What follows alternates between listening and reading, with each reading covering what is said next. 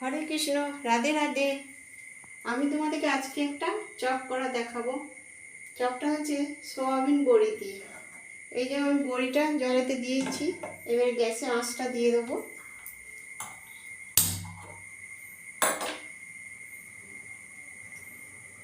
এটা সেদ্ধ হয়ে গেলে এটা মিক্সচারে গুঁড়ো করে এটা সেদ্ধ হয়ে যাক, তারপর তোমাদেরকে দেখাচ্ছি।